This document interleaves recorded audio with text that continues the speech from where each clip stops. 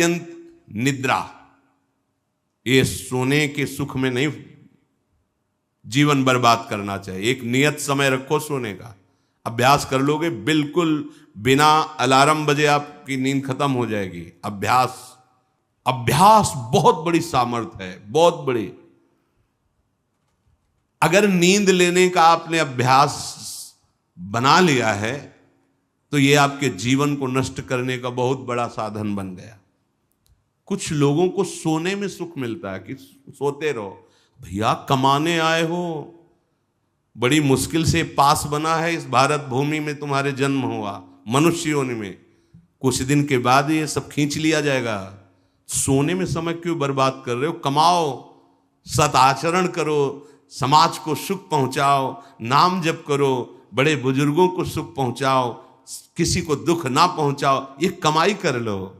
कमाई करने आए हो या तुम्हारा कुछ नहीं, कुछ नहीं, ना था ना है न रहेगा। होश में तुम्हें जो पद मिला है, जो सामग्री मिली, जो जीवन मिला है, लगा दो पर सुख में और निरंतर भजन करते हुए जीवन मुक्त हो जाओ।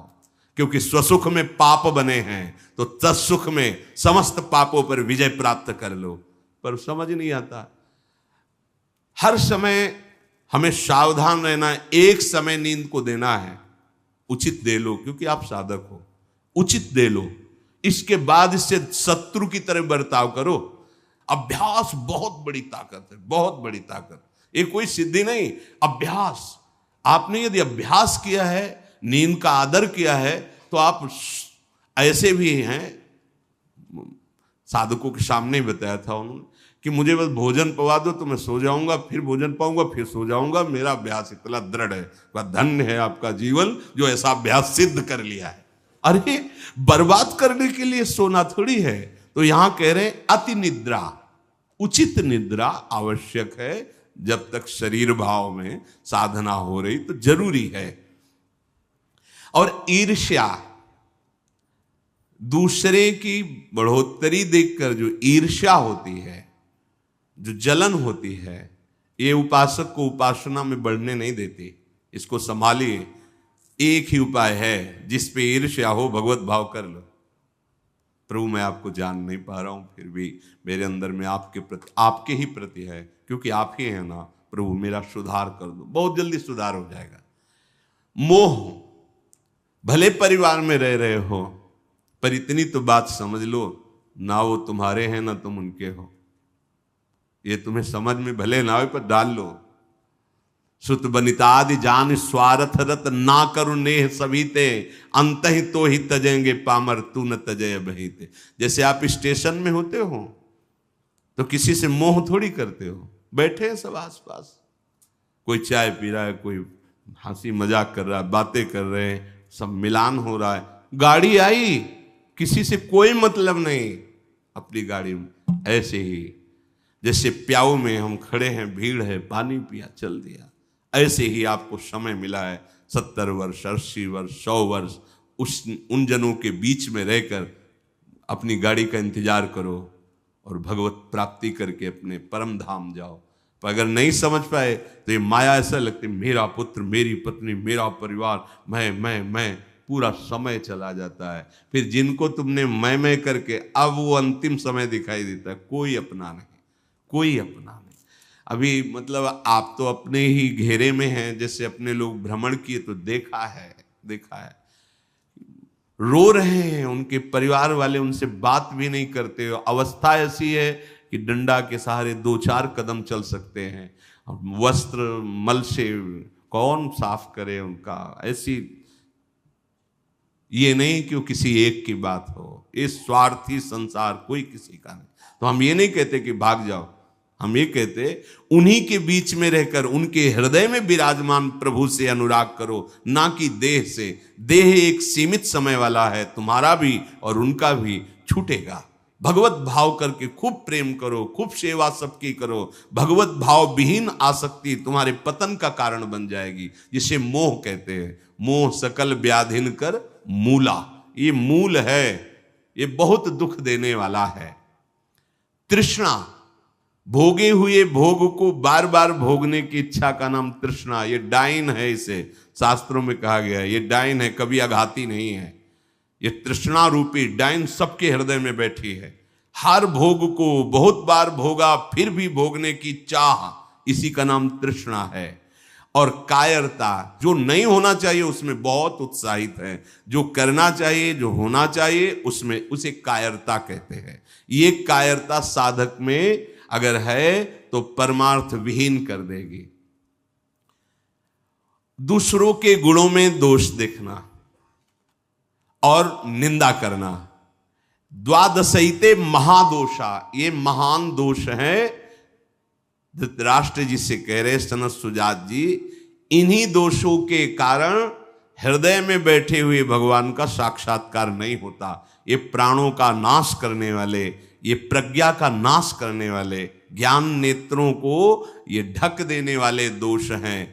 शोक, क्रोध, लोभ, काम, मान, अत्यंत निद्रा, ईर्ष्या, मोह, तृष्णा, कायरता, गुणों में दोष देखना और निंदा करना, ये 12 महान दोष साधक की साधना का नाश करने वाले हैं।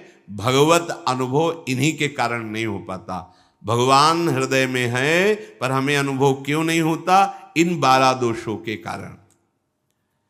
राजेंद्र, जो लोलुप पुरुष, क्रूर कर्म करने वाला, कठोर वाणी बोलने वाला, कृपण स्वभाव वाला, मन ही मन दूसरों के प्रति जलने वाला और अपनी प्रशंसा करने वाला है, वो निश्चय ही भगवत मार्ग में नहीं चल पाता है, भगवत मार्ग का वर्ण नहीं कर पाता है। जो संभोग में मन लगाने वाला, हृदय में विषमता रखने वाला, अत्यंत अभिमानी स्वभाव वाला, दान दे करके जलन करने वाला, मैंने क्यों दे दिया, दान देकर जलन करने वाला, आत्म श्लाघा करने वाला और असमर्थ होकर अपनी बड़ाई, लंबी लंबी बातें करने वाला, ऐसा पुरुष भी परमार्थ पर चलने की योग्यता खो देता है। सच्ची हो या झूठी, निंदा करनी ही नहीं है। सद वा परिवादो ब्रह्मणस्य ना सस्यते नरक प्रतिष्ठास्ते वही शूर एवं कुर्वते जनाहा। बोले इसमें क्या, मैंने देखा ऐसा ऐसा ऐसा, तो शास्त्र कह रहा है कि तुम देखो भगवान को, सर्वम खलमिदम ब्रह्म ने नानास्ति किंचित, देखा तुमने? सत्य वस्तु को तो देखा नहीं। तो कह रहे सद वा परिवादो, झूठी हो या सच्ची, किसी की भी निंदा नहीं करनी। बोले हम तो सत्य बोलेंगे, तो सत्य को जाना तुम, सत्य एक है, सच्चिदानंद में है, उसको जाना। अगर उसको नहीं जाना तो तुम झूठे तो हो ही, तो तुम्हारी हर बात झूठी है। बोले नहीं, हम सत्य बोलते हैं, हमने जो देखा। तुम क्या देखा? जो देखना चाहिए वो देख पाए, जो नहीं देखना चाहिए वो देख पाए, तो तुम तो झूठा देख रहे हो, झूठा बोल रहे हो। सद वा परिवादो, बात सच्ची हो या झूठी, यदि वो किसी की निंदा है तो नहीं करना है। अगर करते हो तो नरक प्रतिष्ठास्ते वही स्यूर एवं कुर्वते जनाहा, निश्चित उसे नरक की प्राप्ति होती। ये सनत सुजात जी महापुरुष बोल रहे हैं। जो बहुत बकवाद करने वाला है, दूसरों के दोषों का वर्णन करने वाला है और धन का दुरुपयोग करने वाला है, प्राणियों को कष्ट पहुंचाने वाला है, ऐसे आचरण वालों को देख करके प्रणाम मन से करके दूरी बनाओ। इनका संग नहीं करना चाहिए। इसलिए वो धन्य है जो सब प्रकार की कुचेष्टाओं का त्याग करके एकांत मन से भगवान श्री हरि की उपासना करते हैं। ना किसी से स्तुति, ना किसी से निंदा, ना किसी से राग, ना किसी से द्वेष। वो महापुरुष बालवत हो जाते हैं, बालवत, निर्विकार, ब्रह्म का साक्षात्कार करके बालवत चेष्टा के द्वारा जीवन व्यतीत करते हैं। वेदों में इसी स्थिति को जीवन मुक्त अवस्था कहते हैं। हे राजन, सच्चिदानंद परब्रह्म की प्राप्ति ही इस जीवन का परम लक्ष्य है। जो इस लक्ष्य को निश्चित करके जो बताए हुए दोष हैं उनका त्याग करके, असाधनों का त्याग करके साधन में स्थित रहता है, निश्चित उसका स्वभाव बालवत। बड़े बड़े महापुरुषों को देखे एकदम निर्विकार, बालवत चेष्टा, बोधवान होते हुए भी अबोधवत चेष्टा। जैसे बच्चा न किसी से राग न किसी से द्वेष, खेल रहे स्वाभाविक। जीवन मुक्त महापुरुष कर्ता और भोक्ता भाव से रहित होते हैं, कोई भी दोष उनका स्पर्श नहीं करता, वो जगत मंगल करते हैं। वही स्थिति अपने को प्राप्त करने का समय दिया गया है। दृढ़ स्थिति प्रभाव नहीं नहीं नहीं, बहुत कृपा से ऐसी ऊंचाई पर आ गए जहां इन द्वंद्वों का प्रवेश नहीं, तो अब फिसलना नहीं, नहीं अब चूक नहीं, हर समय सावधान, सेवा सुमिरन सावधान, हर समय सावधान। एक सेकंड के लिए भी किसी इंद्रिय को छूट नहीं, धोखा पैदा कर देगी, भ्रम पैदा कर देगी, फिर पश्चाताप होगा। लोक चतुर्दश बहुविधि भटक्यो, स्वार्थ लगी मैं हरि बिसरायो।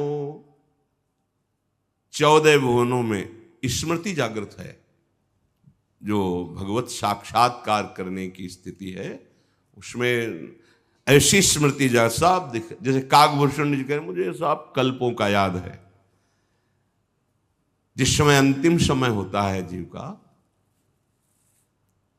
या जिस समय गर्भ में होता है, दोनों स्थितियों में, गर्भ में उसे बहुत जन्मों की याद आती है, तो वो व्याकुल हो जाता है। ऐसे ऐसे कर्म उनके परिणाम से इस गर्भ में, एक बार प्रभु एक बार मुझे निकाल दो, मैं जाकर के मानव देह में ऐसे सत्कर्म करूंगा, ऐसा भजन करूंगा कि दोबारा मां के गर्भ में ना आना पड़े। जब अंतिम समय होता है तो जितने इस जन्म में दुष्कर्म या सत्कर्म के सब सामने घेर लेते हैं, बहुत जन्मों के कर्म संस्कार छा जाते हैं, और जो उसको योनि मिलनी होती है वही चित्त अटक जाता है। आगे बहुत सावधान, बहुत सावधान। कह रहे हरिराम व्यास जी, 14 लोकों में घूम कर, मेरी स्मृति इस समय जागृत, 14 लोकों में घूमा हूं,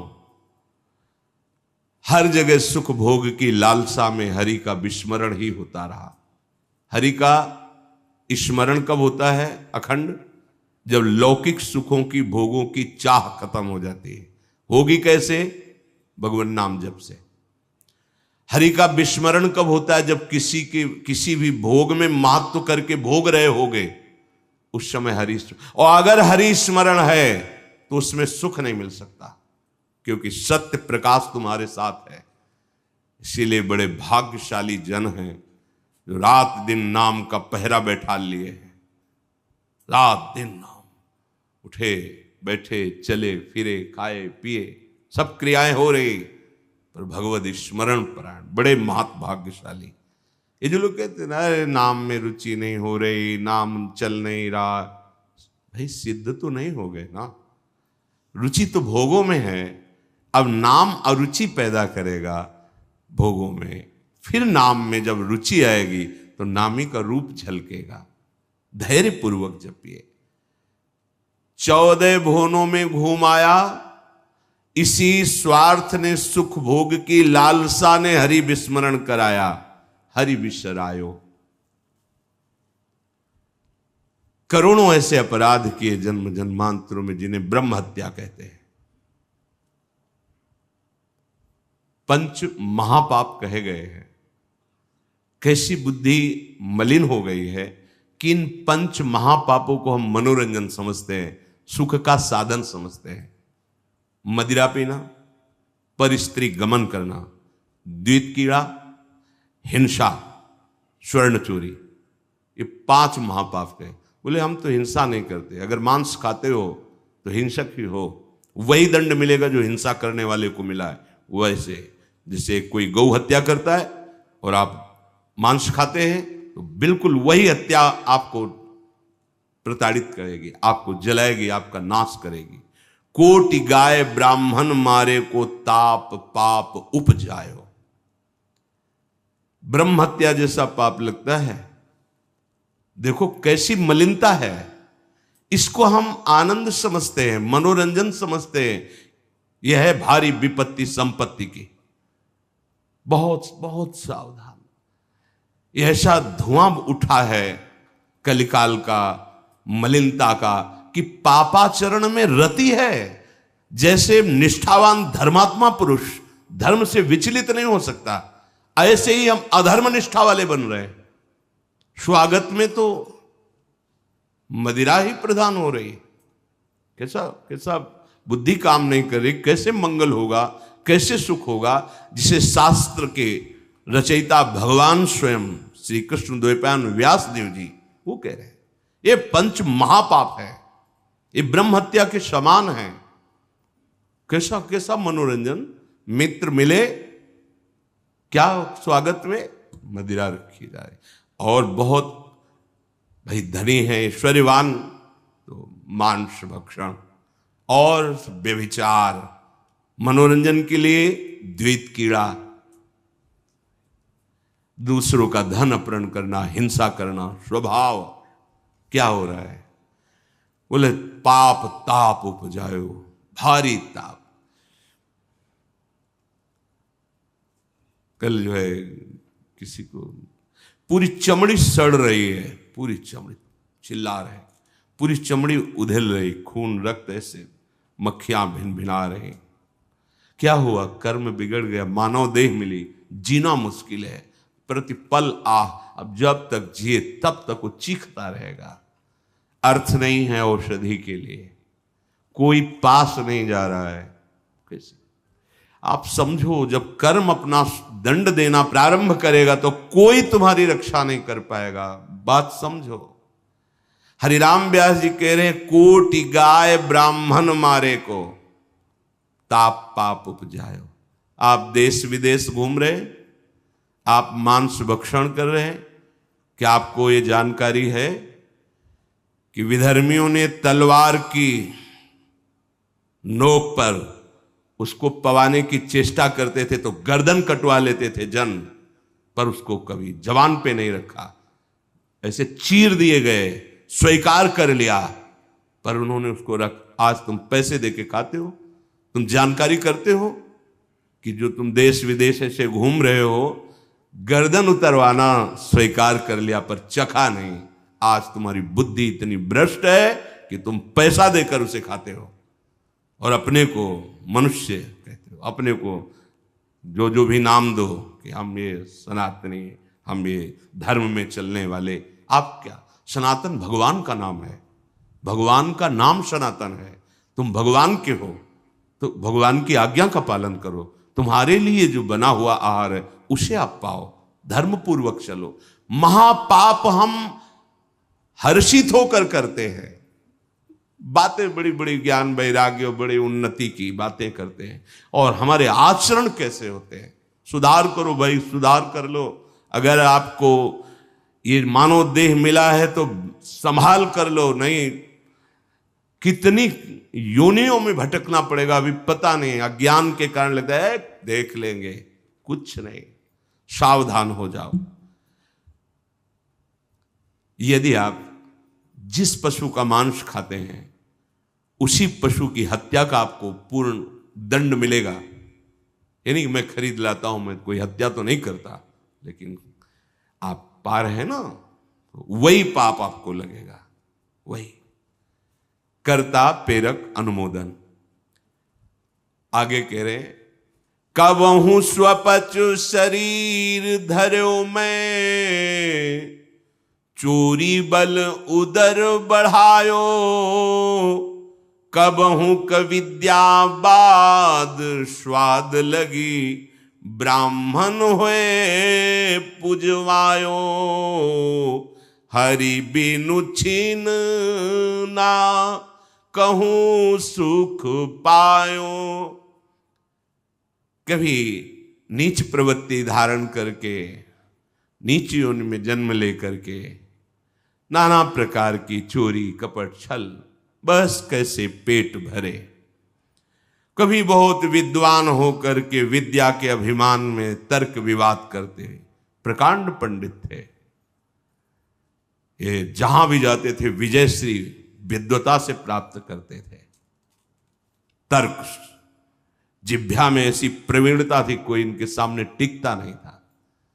तो वहां फिर नमस्कार पूजा सम्मान वाहवाही। कबहू कविद्यावाद स्वाद लगी, ब्राह्मण हुए पुजवायो। जब कोई प्रणाम करता है, नमस्कार करता है, प्रशंसा करता है, अच्छा लगता है। वो अच्छा लगना देह भाव को पुष्ट करके भगवत विस्मृति के गर्त में गिरा देगा। कबहू करंक निशंक भयो, घर घर फिर जूठो खायो। कबहू क सिंहासन पर बैठो, छत्र चौर ढरवायो। कभी तो इतनी गरीबी देखी है, कभी किसी योनि में ये देखा कि राजा बन गया, छत्र चौर बड़ा वैभव, लेकिन उधर गरीबी में भूख से व्याकुल होकर भगवत स्मृति रहित जीवन गया। कभी इतना वैभव कि उसके अभिमान में प्रभु को भूलकर भटकता रहा। ये ऐसी माया है कि जो जहां है उसी में आसक्त है। महाभारत में प्रसंग आता है, भगवान व्यास देव जी जा रहे थे तो एक नाली का कीड़ा निकलकर बड़ी तीव्र गति से मार्ग को लांघ रहा था। वह भाई इतनी रफ्तार से आप जा रहे हो, क्यों, क्या पीड़ा है तुम्हें? वो बोले उस साइड की नाली में मुझे जाना है और भयभीत हूं। क्यों भयभीत? तुम्हें गाड़ी की आवाज नहीं सुनाई दे रही? बैलगाड़ी आ रही, वो हमारे ऊपर चढ़ेगी तो मैं मर जाऊंगा। भगवान व्यासदेव जी सर्व भाषाओं का ज्ञान रखने वाले, उन्होंने कहा तुम्हें इस कीड़े शरीर से इतना प्यार है? अरे ये शरीर नष्ट होगा तो दूसरा शरीर मिल जाएगा। बोले आपको जो व्यास शरीर प्रिय है ना, ये उतना ही हमें ये कीड़े का शरीर प्रिय है। भगवान व्यासदेव जी ने कहा बड़ी भगवान की विचित्र माया है, अब हम तुम्हारा परम कल्याण करेंगे। तुम एक बार मेरे कहने से रुक जाओ, अभी शरीर छूटेगा और तुम सुख को प्राप्त होगे, तुम्हें दुख नहीं मिलेगा शरीर छूटने के समय। स्तब्ध किया उसको, वो गाड़ी आई कुचल के में। उसका फिर चतुर्वर्ण में जन्म हुआ मनुष्य योनि में। वो जब नवयुवक हुआ तो अपने इन्हीं सब कार्यों में जो चतुर्वर्ण के कार्य उसी में मगन गए भगवान व्यासदेव जी। बड़ा बड़ा प्रसंग है, मुझसे छोटा करके। भाई तुम कौन हो? अपना परिचय। मैं अमुक हूं। नहीं, तुम्हें याद है? अब स्मृति जागृत हुई। हाँ मैं वही कीड़ा हूं जो आपसे, तो देखो तुम फंस गए ना फिर यहां। जैसे तुम्हें कीड़े का शरीर प्रिय था, ऐसे तुम ये इस शरीर में नहीं, इसको भी छोड़ो। भगवान व्यासदेव जी ने वो शरीर छुड़वाया। क्रम से वो प्रथम वर्ण में जब उस ऐसे राजा बना, तृतीय वर्ण, ओ चंवर डुलाए। तुम्हें याद है हर वर्ण में उसका जन्म हुआ क्रम से। तुम्हें याद है? हाँ मैं चक्रवर्ती राजा हूं, मेरा है वैभव, मुझे स्मृति नहीं। तब पूर्व, हाँ मैं नाली कीड़ा था, मैं ये समझो। भगवत स्मृति धारण करो, इस पे राग मत करो। वहां त्याग करा है। जब प्रथम वर्ण में जन्मा, वो अपने कार्य में विद्वान होकर ऐसे उपरोहिता। फिर भगवान व्यासदेव, तुम्हें याद है? शास्त्र याद है? ये सब नहीं, पूर्व स्मृति याद है? पूरी याद कर। हाँ भगवान, अब एकांत वन सेवन कर और मैं जो ब्रह्म विद्या का उपदेश कर रहा हूं उसको धारण कर, तो परम पद को प्राप्त होगा। उसमें दिखाया कि जिस शरीर में जीव जाता है उसी को ऐसा मानता है ये मेरा है, और मानो पहली बार मैं इस सृष्टि में आया हूं, सब भूल जाता है और जो उसके सामने परिवार भोग उसी में आसक्त होकर उसी का चिंतन करके, ये बहुत काल से चल रहा है।